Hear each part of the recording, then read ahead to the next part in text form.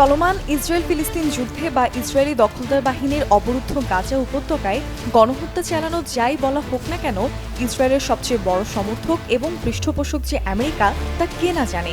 America ইসরায়েলকে যাবতীয় আন্তর্জাতিক চাপ থেকে রক্ষা করে যাচ্ছে।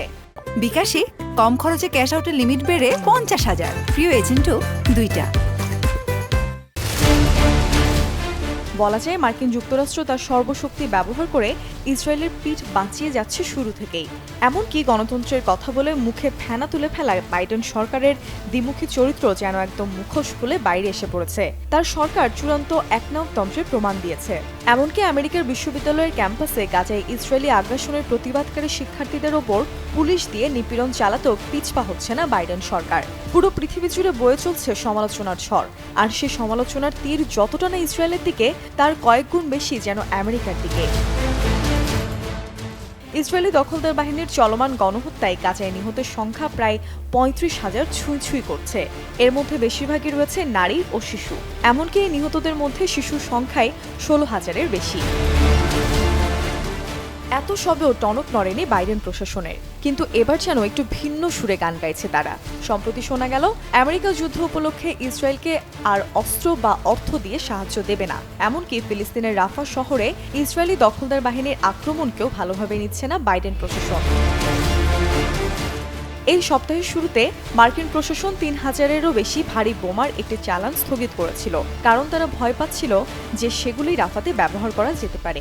তবে এবারে যেন বোমা ফাটালো বাইডেন নিজেই। প্রেসিডেন্ট জো বাইডেন গত বুধবার CNN-কে দেয়া একটি সাক্ষাৎকারে বলেছেন যে ইসরায়েলি দখলদার বাহিনী মার্কিন যুক্তরাষ্ট্রে সরবরাহ করা বোমা ব্যবহার করে গাজায় বেসামরিক নাগরিকদের হত্যা করেছে। যদিও এসব কথা জো বাইডেন ঘটা করে বলার আগেই সবাই জানে, তবে 7ই অক্টোবর ইসরায়েল ফিলিস্তিন যুদ্ধ শুরু হবার পর থেকে বাইডেনের নিজের মুখে এমন স্বীকারোক্তি এই প্রথমবার। তাহলে কি যুদ্ধের গতিপথে একটা বড়সড় পরিবর্তন আসছে? এমন প্রশ্ন মনে ওঠা স্বাভাবিক। এই সাক্ষাৎকারের সময় CNN-এর ইরিন বার্নেটকে বাইডেন বলেছেন সেই বোমা এবং অন্যান্য উপায়ে গাজায় বেসামরিক নাগরিকদের হত্যা করা হয়েছে। তাই প্রেসিডেন্ট বাইডেন আরও বলেন যে তারা আর কোনোভাবেই ইসরায়েলকে অস্ত্র সরবরাহ করবে না, কেননা দিন শেষে সেসব অস্ত্রের অপব্যবহার করে ইসরায়েলি দখলদার বাহিনী গাজার নিরস্ত্র মানুষের উপরই হামলা করছে। তাহলে কি ইসরায়েলের দিক থেকে মুখ ফিরিয়ে নিচ্ছে মার্কিন যুক্তরাষ্ট্র? এমন প্রশ্নের উত্তরে বাইডেন জানান, যুক্তরাষ্ট্র প্রতিশ্রুতিবদ্ধ যে তারা ইসরায়েলকে নিরাপত্তা দেবে।